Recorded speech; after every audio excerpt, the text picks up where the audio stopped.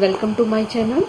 ये शिक्षा निदेशालय राष्ट्रीय राजधानी दिल्ली द्वारा जारी की गई वर्कशीट नंबर 8 है। छठी से 8वीं तक के विद्यार्थियों के लिए है। इसमें यहाँ पर विद्यार्थी को अपना नाम लिखना है और यहाँ पर अपने कक्षा अध्यापक का नाम लिखना है। तो चलो बेटा शुरू करते हैं। सबसे पहले हम इसको एक बार पढ़ेंगे, उसके बाद इसको सॉल्व करेंगे। जब मैं बहुत छोटी थी तब माँ ने हम तीनों बहनों के लिए एक बॉक्स में टॉफियाँ रखी थी और कहा कि हम तीनों बराबर बांटें। मैं यानी कि आप ये मानकर चलें कि जो आप पढ़ रहे हो आप हो दीपा। दीपा घर पर सबसे पहले पहुंची और मैंने अपना हिस्सा लिया और बाकी के 2 हिस्से छोड़ दिए। यानी कि दीपा ने अपना हिस्सा लिया और बाकी के 2 हिस्से अपनी 2 बहनों के लिए छोड़ दिए। मेरी बड़ी बहन सिया घर पहुंची और उसने सोचा कि वह सबसे पहले घर पहुंची है। बड़ी बहन सिया जब घर पहुंची तो उसने सोचा कि वही सबसे पहले आई है और उसने अपना हिस्सा लिया और बाकी के 2 बराबर हिस्से छोड़ दिए।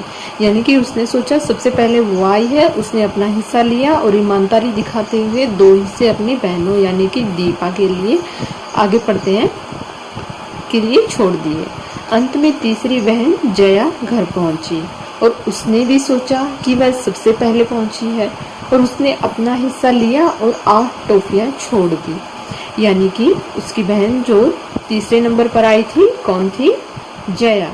जया ने अपना हिस्सा लिया ईमानदारी दिखाते हुए। उसे नहीं पता था कि उसकी 2 बहनें उससे पहले घर पर आ चुकी हैं, तो उसने अपना हिस्सा लिया और 8 टॉफियां छोड़ दी यानी कि अपनी दोनों बहनों के लिए। जब हम तीनों बहनें शाम को मिली तो पता चला कि क्या हुआ था और माँ ने बची हुई 8 टॉफियां हमें बांट दी। हम तीनों को समान टॉफी मिले इसीलिए। तो चर्चा का प्रश्न है सबसे पहले माँ ने 8 टॉफियां किस प्रकार बांटी? दीपा, सिया और जया को कितनी कितनी टॉफियां मिली? सबसे पहले हम आगे के प्रश्न देखते हैं। माँ अपनी तीनों बच्चियों से कैसा व्यवहार करती थी? देखिए, माँ अपनी तीनों बच्चियों से बहुत ही अच्छा व्यवहार करती थी, समान व्यवहार करती थी। उन तीनों में कोई भी भेदभाव नहीं रखती थी, तीनों से समान प्यार करती थी। सारी बात का पता चलने पर जया को कैसा महसूस हुआ होगा? देखिए, सारी बात का पता चलने पर जया को बहुत ही अच्छा महसूस हुआ होगा क्योंकि उसकी माँ को उसको पता है कि उसकी माँ जो है तीनों में एक जैसा व्यवहार करती है, एक समान व्यवहार करती है।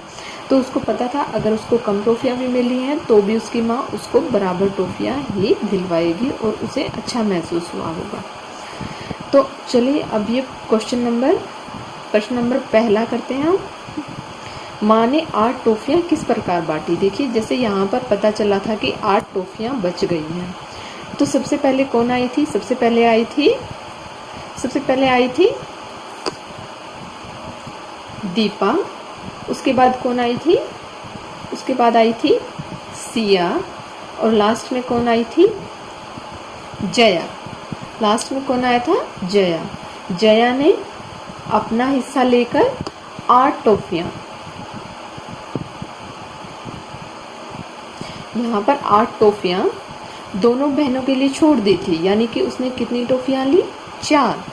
तो जब जिया ने टॉफियां ली तो उससे पहले कितनी टॉफियां थी? 12। कितनी टॉफियां थी? 12। लेकिन जब सिया घर आई थी तो उसने देखा था कि उससे पहले कोई नहीं आया और उसने भी अपना हिस्सा लिया था। तो उसने कितनी टॉफियां छोड़ी थी उस टाइम पे उसने छोड़ी थी 12 टॉफियां। तो उसने कितनी ली? 6। कितनी ली उसने? 6।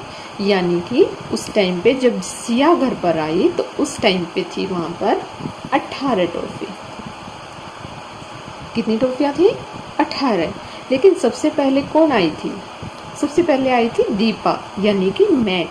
सबसे पहले आई मैं, तो मुझे भी नहीं पता था कि कोई पहले आया है या नहीं आया है। तो उसने भी अपना हिस्सा लिया था और बाकी की टॉफियाँ अपनी दोनों बहनों के लिए यानी कि 18 टॉफियाँ अपनी दोनों बहनों के लिए छोड़ दी थी। तो उसने कितनी टॉफियाँ ली होंगी? यहाँ पर उसने ली 9 टॉफियाँ। देखिए, यहाँ पर दीपा ने ली 9 टॉफी, सिया ने ली 6, और जया ने ली 4। अब लास्ट में कितनी टॉफियाँ बच गई थी? लास्ट में बच गई थी 8 टॉफियाँ। तो कितनी टॉफ़ी उसकी माँ ने उनको बराबर बराबर हिस्सों में दी होंगी कि वो टॉफियाँ मिलकर हो गई होंगी समान। तो उसकी माँ ने यहाँ उसको 5 टॉफियाँ दी, तो जया की हो गई 9 और सिया को मिली 3, तो वो हो गई 9। देखिए 8 टॉफियाँ बची थी, 5 जया को दी, 3 सिया को दी, तो हो गई उसकी 9। और दीपा जो कि पहले आ चुकी थी, उसने ली थी 9 टॉफियाँ। तो कुल मिलाकर यहाँ पर तीनों को बराबर हिस्से, यहाँ पर तीनों को मिल गए बराबर हिस्से, यानी कि 9 टॉफियाँ। तो कुल उनके पास कितनी टॉफियाँ थी?